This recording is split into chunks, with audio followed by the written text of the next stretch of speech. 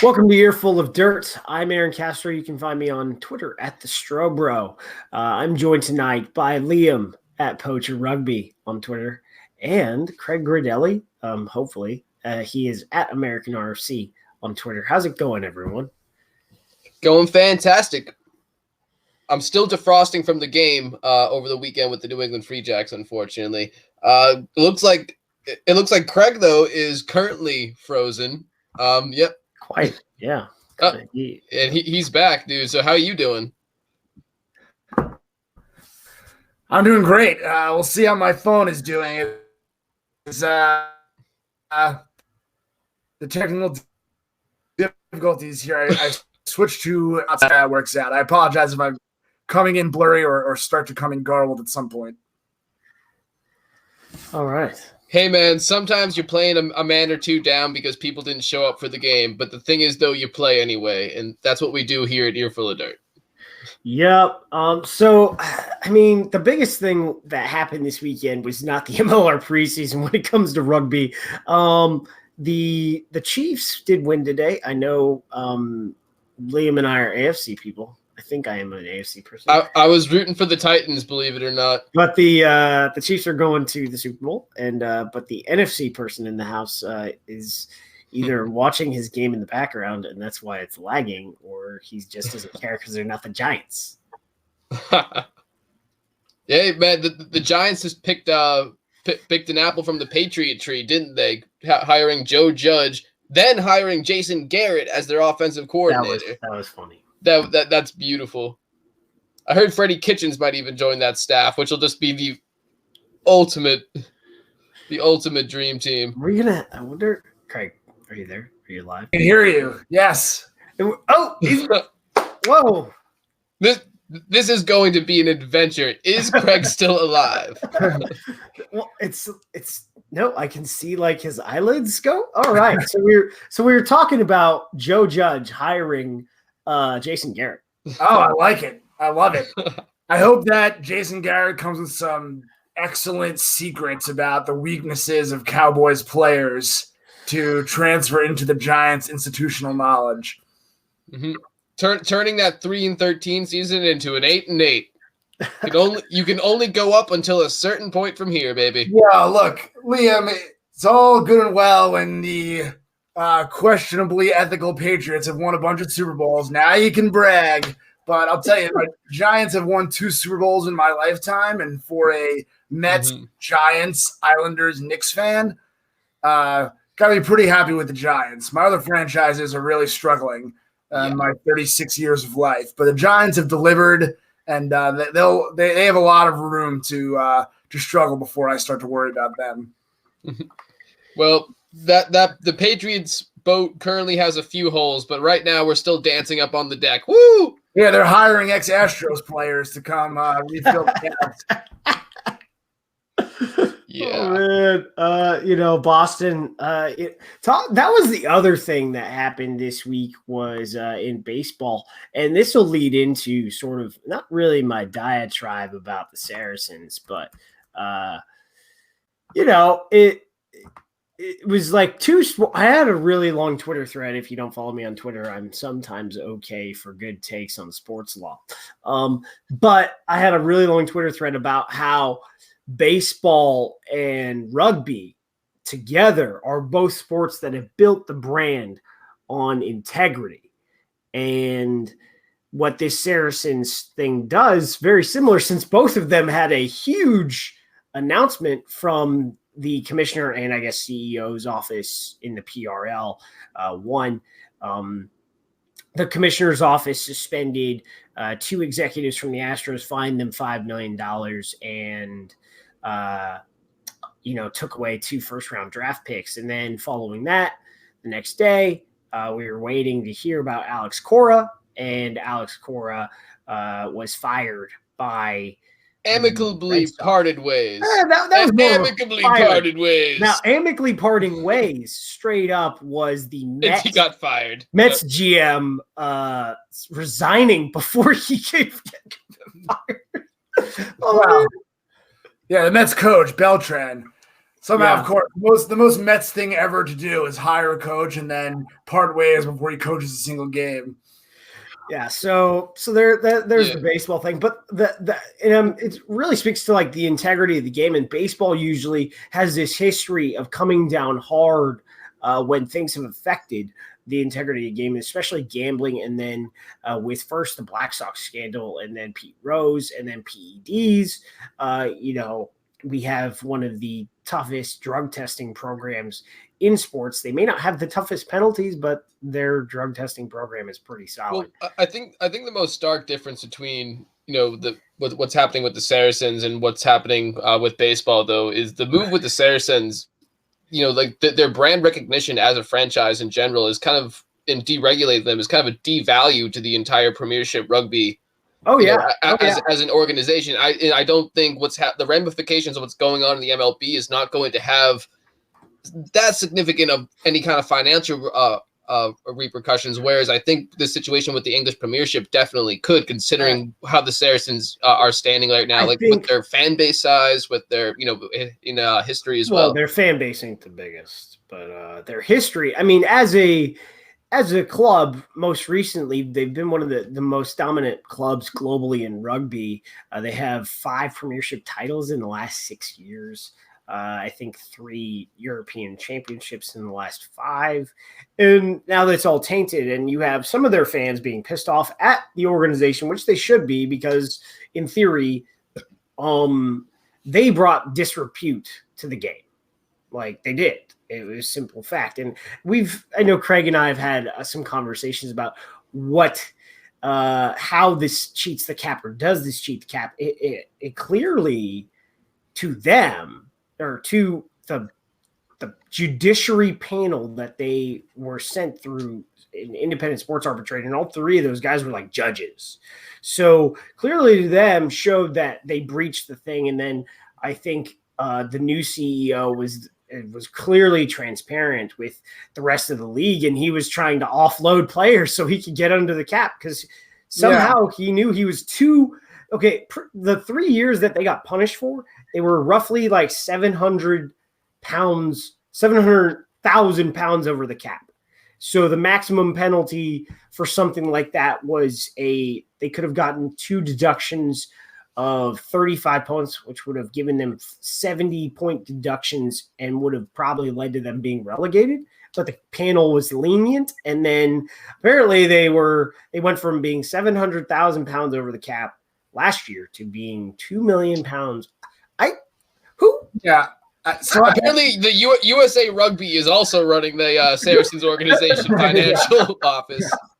Yeah. So, but here's what I don't understand, and maybe this is, I realize this is a moving story here with the Saracens, but the impression I was under, and I think the general impression when this story first broke, was that the nature of the salary cap violations by the Saracens were not just paying people a contracted salary that was high. When you add them all up, it was higher than the cap. It was because they were making some kind of third-party investments in players' other ventures and not counting that as compensation against the cap, which that could be confusing, and I don't know how specific. There's definitely no other leagues doing that either. Definitely not. Right, but then how does one get under the cap? Like when they then say, okay, well, now you have to get under the cap, what are they supposed to do? Sell their interest in these companies? Like what? I think offloading the player altogether is like the only avenue you can possibly take. I think when it comes to most of this, is Ed Griffiths was trying to release players but get them onto other Premiership clubs so that they wouldn't have to eat the salary. But the other thing is, like, some of the clubs, most of them are spent to the cap, so they really can't acquire new players. They could possibly trade, trade some players that have lower contracts to get one of those marquee players, but then you still kind of have the same problem if you're dealing with cash consideration. But the bigger thing is so the rumor out there, from depending on who you listen to, is that if you sign for Saracens, you're usually giving up your agent, and they negotiate their contract with you directly. And, well, most of the players on the Saracens were not too keen on renegotiating their contracts at all. And then why? I guess my question is, why do their contracts need to be renegotiated if the nature of the salary cap violation was in the form of equity investments and other things? Well, unlike their contracts were fine. Unlike the NFL, I mean, supposedly the PRL contracts are all standardized, but I'm guessing they're not if it's like this, because then we get to if their contracts were good to go and this was just co-investments and you could just cut away the co-investments, right? You just be like, the way to get under this is the 2 million pounds were over. Hey, buddy, you needed that money. You're not going to get it anymore because we tried. We hooked you up. You knew the deal and we got caught. So we're just not going to pay out 2 million pounds in whatever. Right. Or they sell their interest back to when it's put into that context, though, it sounds like it should be investigated as fraud almost. Well, that's the other question is, so if they didn't and not just sports fraud, but like fraud. No, that was brought up as well. So Companies House probably, which is their IRS, will probably be looking into the Saracens books.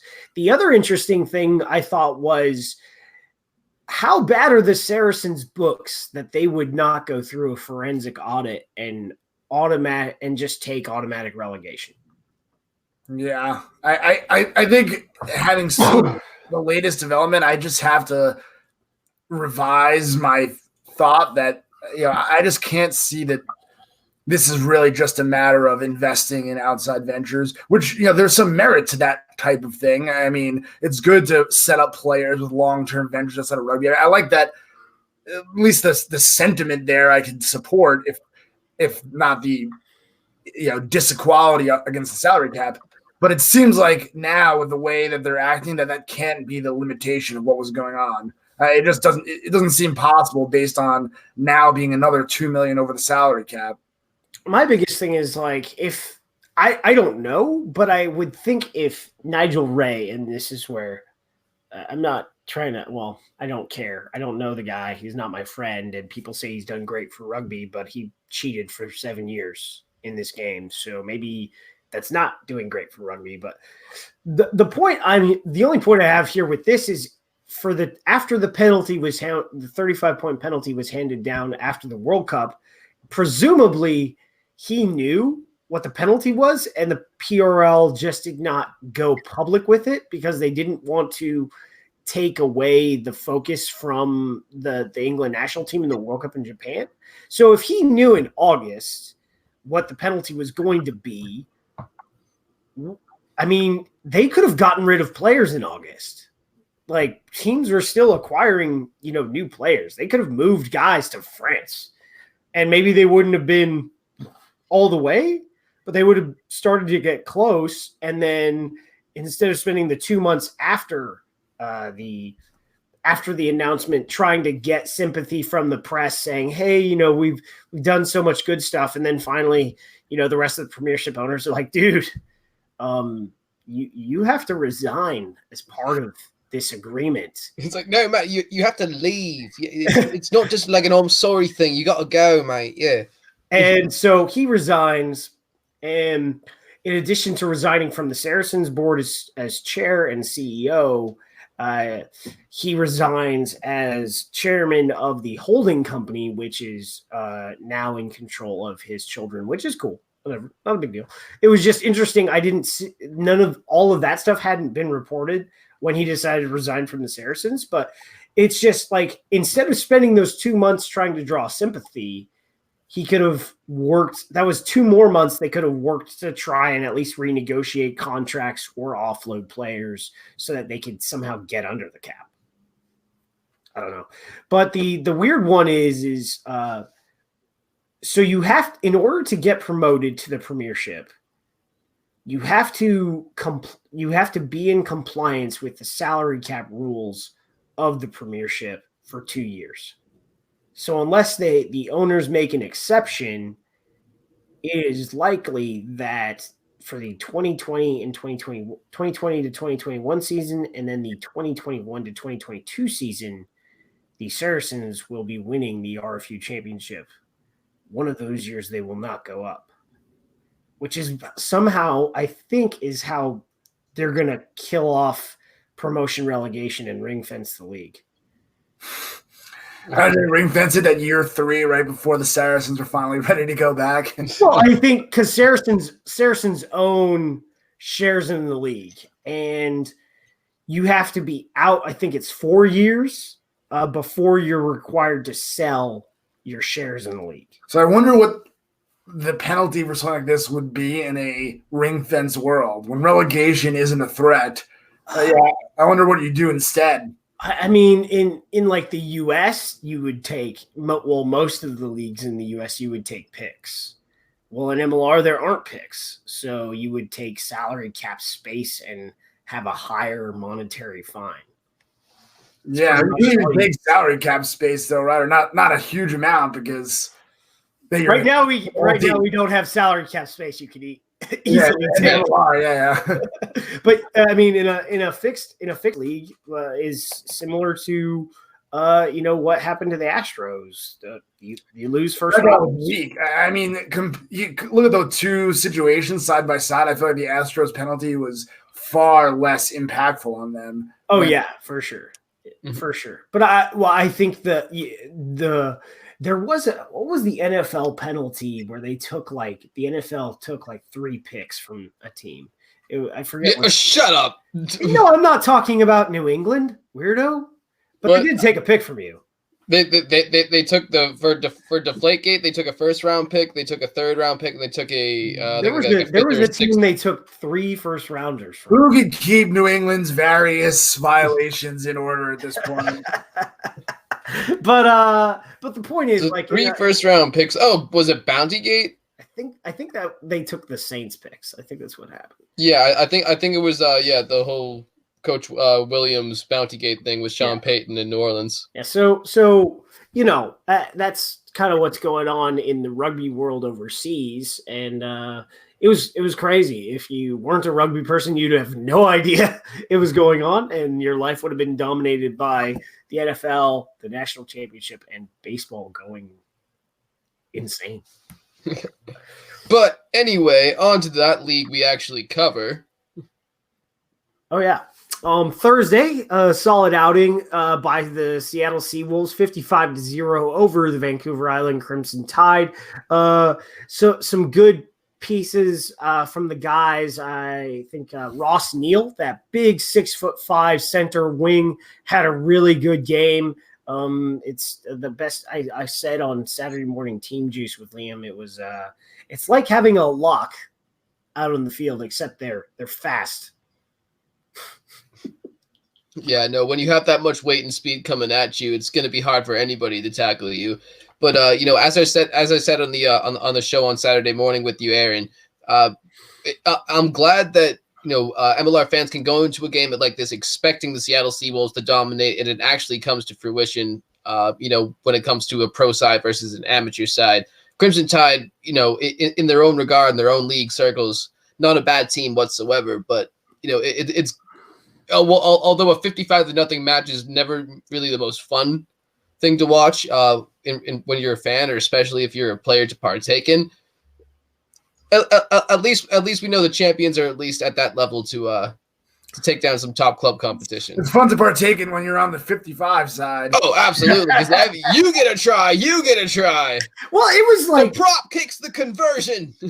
They slowed down. It was like 45-0 at the half. So in the second half, he just threw in the. They had I think they put in all their subs though. I think everybody on the roster was used. Yeah. So this week they will face off against the Tasman Mako, and we'll get to why that's going to be very interesting later on in the show. Don't really have much of a preseason schedule for everyone in the league. I know that the Raptors will be at Burr Field on Saturday to play the Austin Herd. So that should be fun. But moving on to our next game, we didn't next 2 games, kind of really. Yeah. So the the second weekend of Knock the Rust Off by the Legion. This time, instead of beating the brakes off on back in that 40-minute half, they beat them 21-7. But then they beat the brakes off of Life West 47-0. So just given the reputation of both sides, I would have thought that score would have been switched. But nothing against on back. Obviously, great club with a great history. Talented players and all that. But Life West, from at least from what I remember, has been pretty dominant within currently the VRP. they've been pretty good, especially this last season. So I was a little bit surprised that it was 47-0 and not maybe 35-0. What do you guys think about the option of having preseason contests against local amateur club sides versus other MLR sides?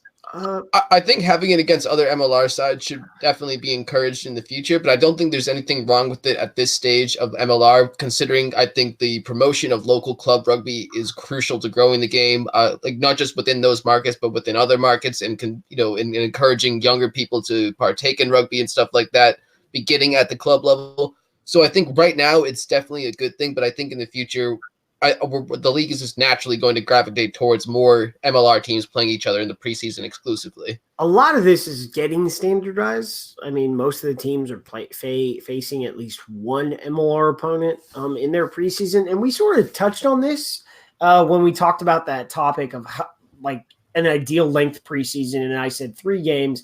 And the first one would be your knock your rust off type game against a local, whether it was a select club side or a local D1 club side that was near you, that was also in their preseason, and you just wanted to have a community event, and you would do that.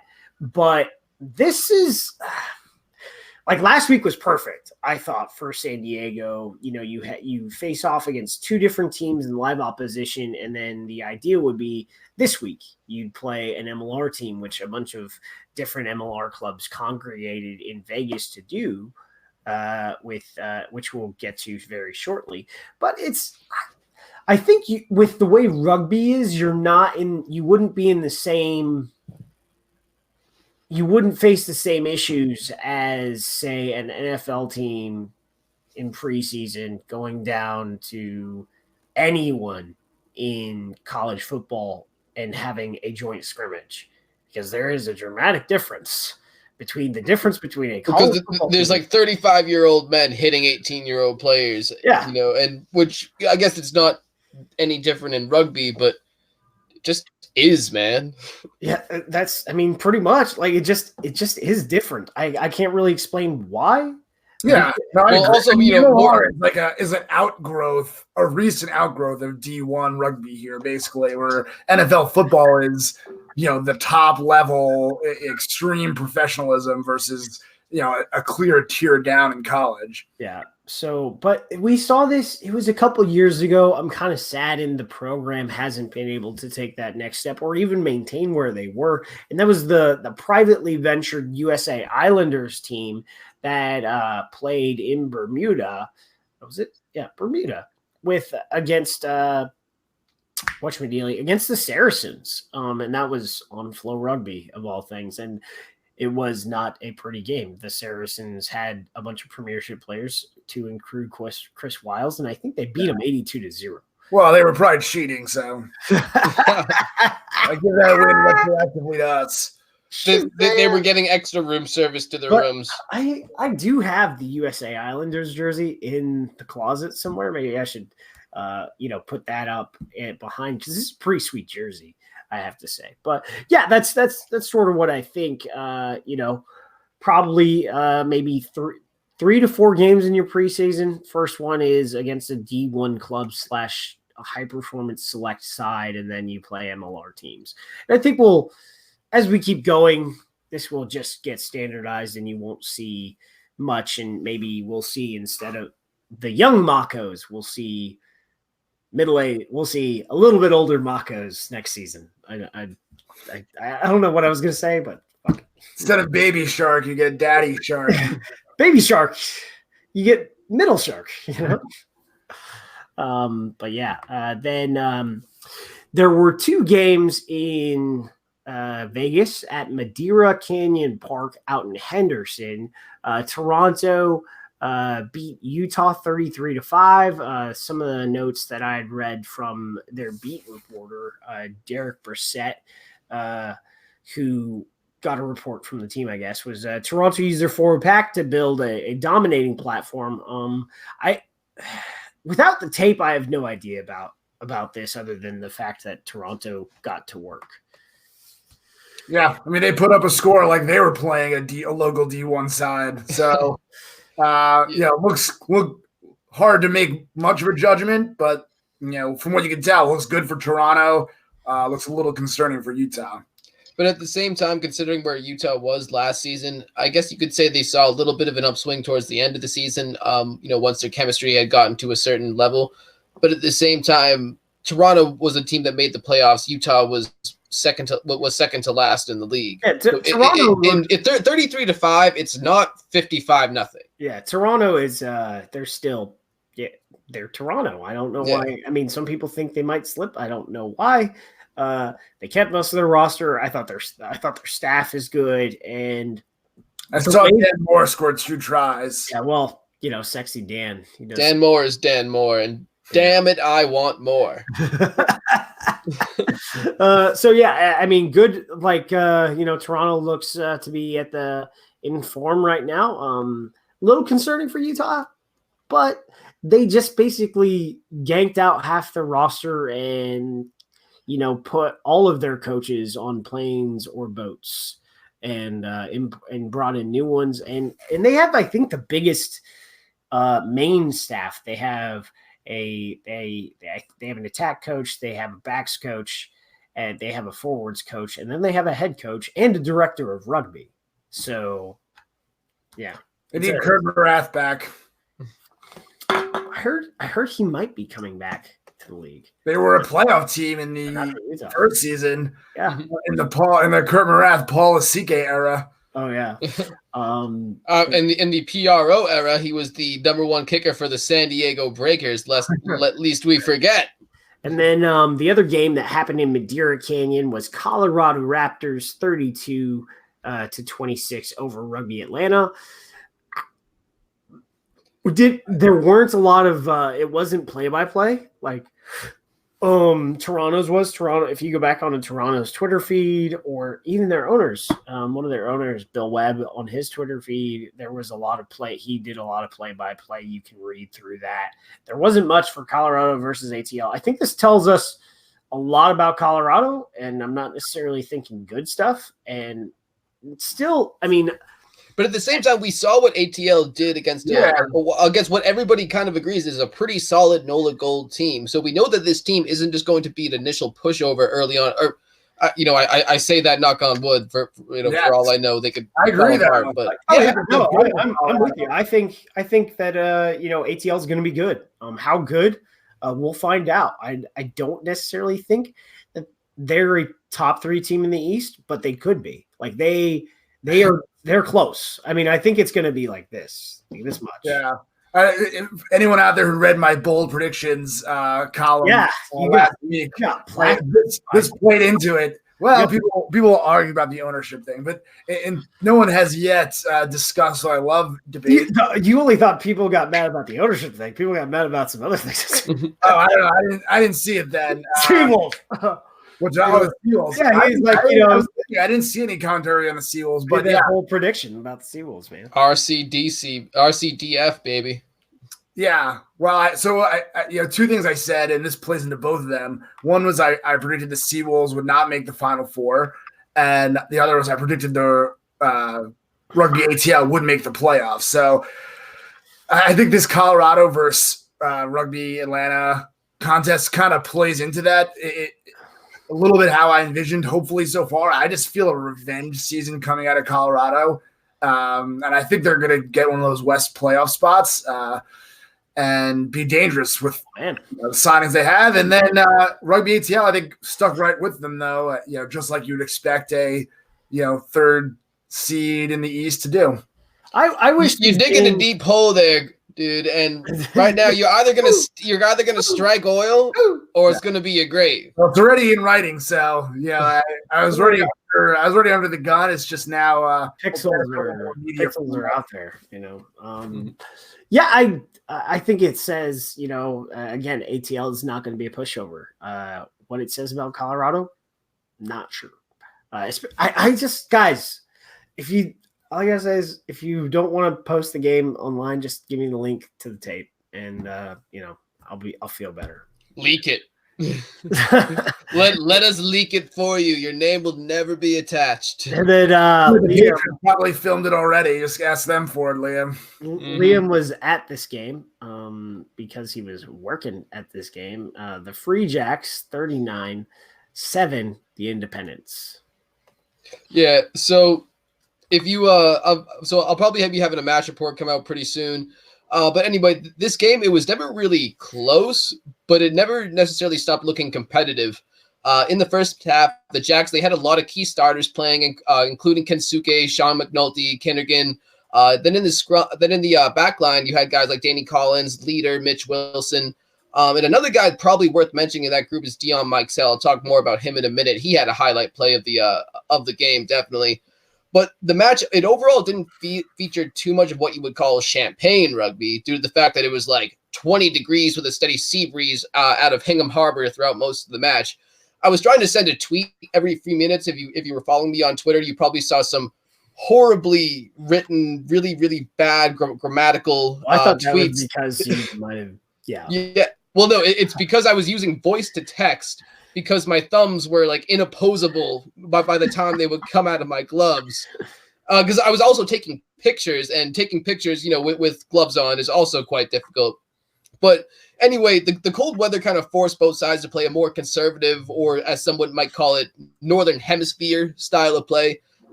Meaning lots of attacks with the forwards, attempting to move the ball methodically, allowing your backs to take advantage of whatever space that creates with some relatively simple line passing, or else the good old chip and chase, which was definitely employed a lot by both sides during the match. Now, what the Free Jacks did well was that aforementioned methodical movement of the ball with the forwards. The Independents, they were showing grit, I guess you could say, defensively.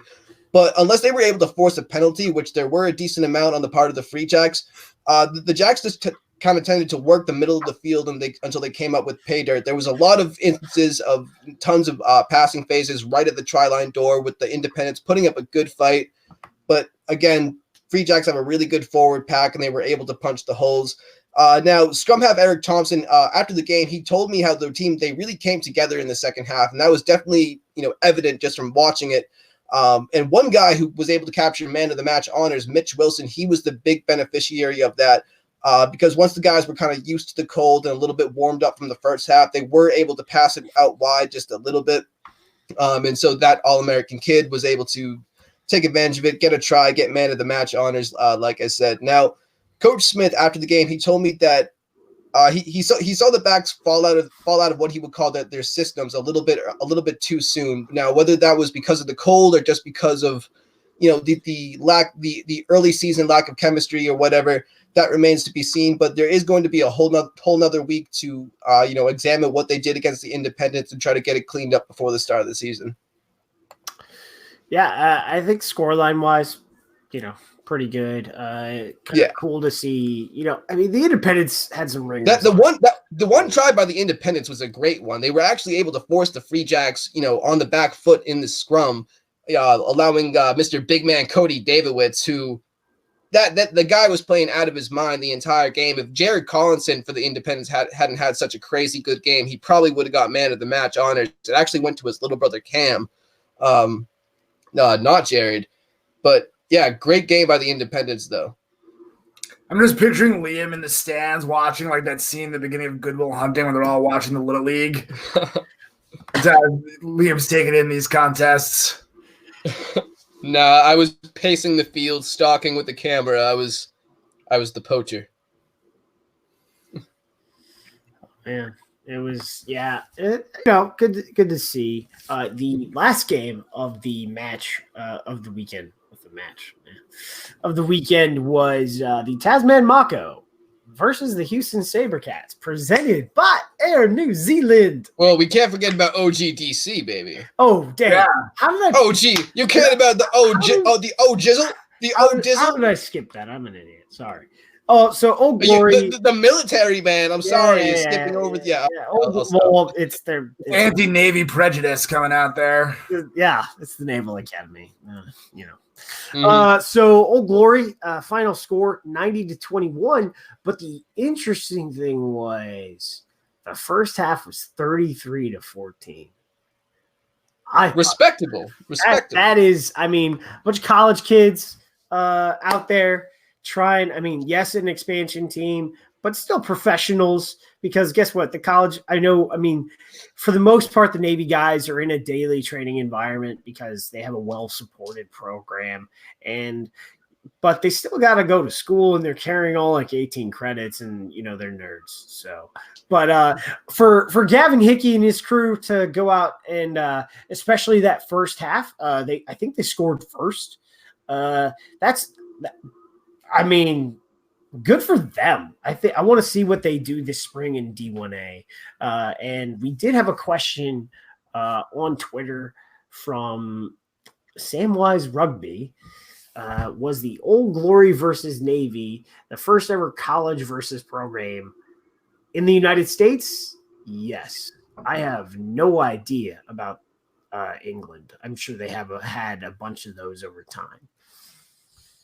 I'm trying to think. I mean, I guess like whenever Life plays, it's their club side, not their college side. So yeah. I can't think of another one. It's possible that Rooney has played Iona before. Maybe even in that exhibition season. I can't recall. Maybe not. I can't think of another one. I know they played at Iona. They always played at Iona. Iona. Iona. And it was good. And then I would have had some concerns if it stayed that close, but in the second half, yeah.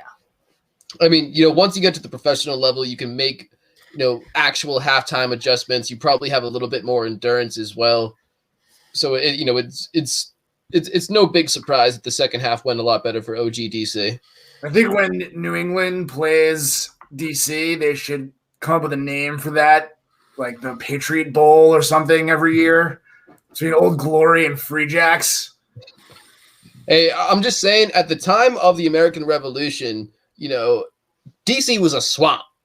It was nothing but swamp down there in the South. It was just Boston was already a hub of civilization. But yeah, let's hear that beast. Get some names. What was it? Was it Rooney? Is it the Rooney New England game, or is it the Rooney?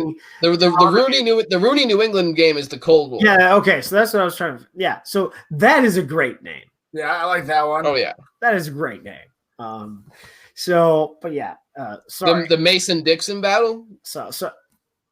Yes. Sorry, Old Glory. But you guys, I'm all right. I like what I see so far. Moving on to the final game. This was on Facebook Live. It actually peaked. They had about 1,200, maybe a little bit more because I was more focused because I put it on the big screen than on the game than on the count. But for Facebook Live, for them, like, for whatever reason, they weren't on ESPN Plus last year, and they were on Facebook Live. And I don't remember them getting over 400 viewers on Facebook Live. But for this game, 1,200. But you don't know how many of those people are Mitre 10 fans that are watching for that reason. True, but still impressive. Still good. It's good luck. Yeah, and when it came to this game, Craig, you have a different opinion about this than Liam or I did when we talked about it on Saturday. So share what you thought was going to happen versus what we saw happen. I thought the Makos were going to win comfortably, to be honest. I realize it's not their first side, but it really wasn't Houston first side either. And this is a championship pedigree team from New Zealand playing a team that finished bottom half of the standings in both years so far. I thought this would be a comfortable win. And I think in actuality, Houston played it much tighter than I thought. Yeah. I thought it was going to be a SaberCat victory. I put it at -6 on last week's show. Colorado played the USA Collegiate All-Americans in the 2018-2019 Not season. a pro team versus a college team, but it was a college select side. So college select side. I guess that is fungible, but yes, college players. Got it. So for those listening to just the audio version, we just received a comment answering our question as to whether or not there was ever a college side playing a professional MLR side. So yeah, so the USA Collegiate All-Americans in the 2018-2019 season did in fact play the Raptors. But as I was saying about the Tasman Mako game, though, I thought I gave the SaberCats -6 mainly because I thought that, you know, with the older the average age being what it was, the disparity between it, I thought they were going to be able to play a more physical game against the Mako and wear them down. So I thought the Mako would probably not have it as productive of a second half. That obviously wasn't the case because they really came out in the second half and secured the victory, despite the yellow cards almost giving it away. Yeah, they played with 14 men on the field for 20 minutes of that game, so I wonder what it would have been like. They're a bunch of young kids, the baby sharks, really, and they play all day. I hear that song.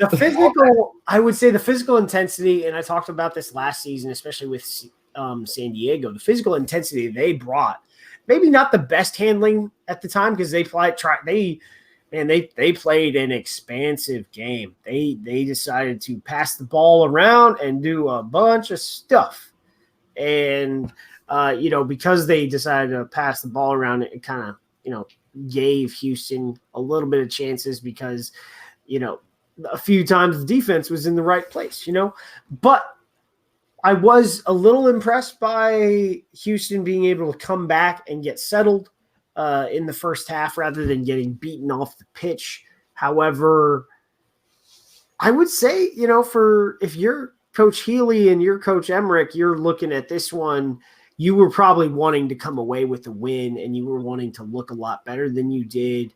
You were wanting to be more physical at the point of attack. And in fact, the Mako had the initiative for most of that game.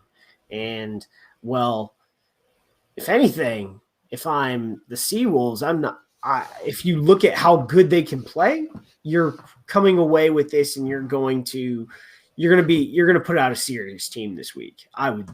Which is what I would do, because hey, they're going to give you an MLR level contest, so take advantage of it.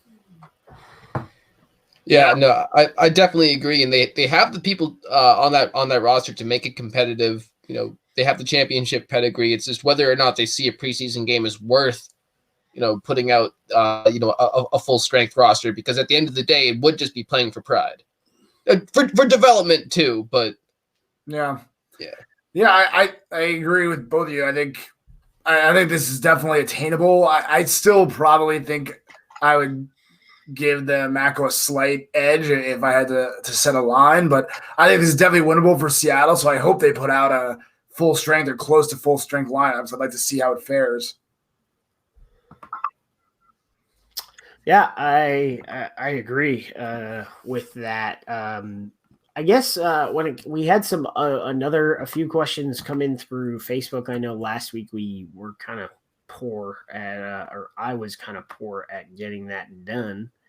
But I will go through. There was a question I remember from the Taft Rugby Club asking whether or not the success of Houston stream versus Mako getting 1,200 views, whether or not that would give Seattle incentive to stream the match. My initial answer would be no, just because setting that stuff up, again, takes more than a week sometimes. But at the same time, it's not totally impossible that they would be like, hey, maybe this could be some quick sponsorship dollars if we're able to make it work. So, I mean, from what I understand, Air New Zealand contributed to, that's why they were a presentation sponsor, contributed to the production costs of that game. So I think Seattle will probably try to, work on some stuff so that there will be some type of broadcast, some type of decent quality broadcast rather than, what normally takes a month to lay on when it comes to resources for the level of production that MLR goes through for regular games. The other question from William Stillwell, what's going on with the LA expansion team? We got the announcement and then silence. With the what expansion team? Sorry. The LA expansion team is like Loyal's website doesn't mention anything.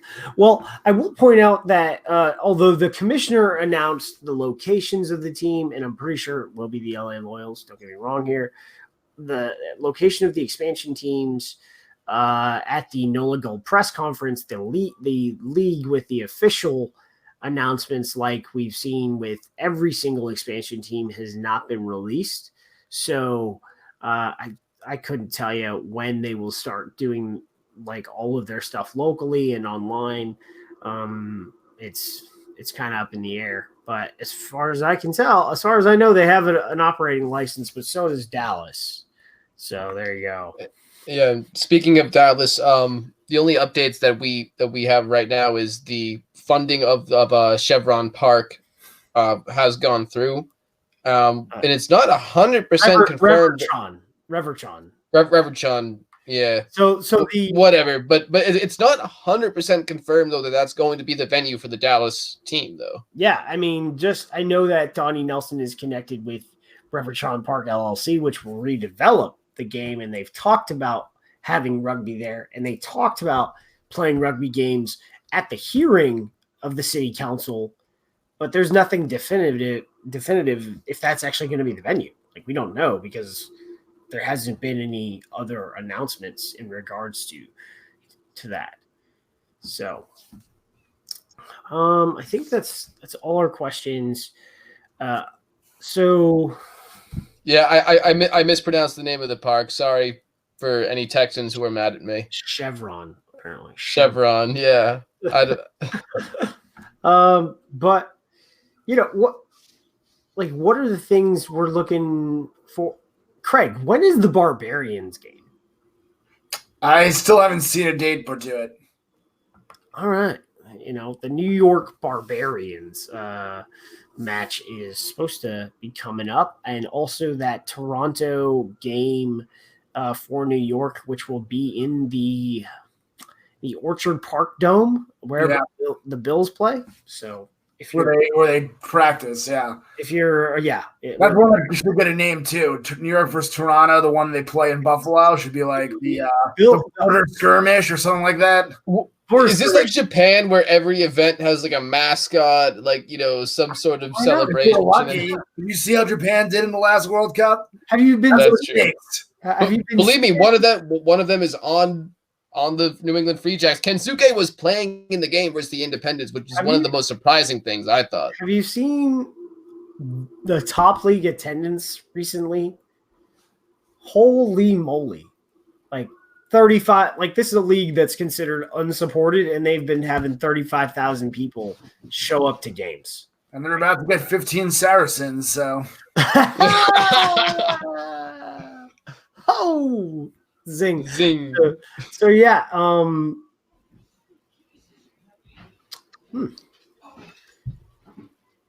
So Rick Collins says, I hear through the grapevine there is a director of rugby unannounced looking at rugby talent locally in the Dallas area, which... Thank you, Rick. Yeah. Cool. Thanks, Rick. It's live on the show. That's you. That's scoop. That's what I love about doing it live on Facebook. Everybody can chime in. Gotta love those breaking news reports. So, I think that's it for me. What do you guys got? Other than getting back to this football game. Yeah, I love that preseason's kicking off. I'm ready for rugby to be back in the States. Hopefully, when I'm live tweeting next week's match between the New England Independents and the New England Free Jacks. By the way, the Independents will be fielding another team similar to this weekend's squad, but there's going to be other names involved, other coaches as well. Lots of talent to showcase here in New England. Hopefully, it's not going to be negative a million degrees, so I'll be able to live tweet it in a bit more detail. If the Sundance Beverage Company, makers of La Croix, want to sponsor the show, let us know.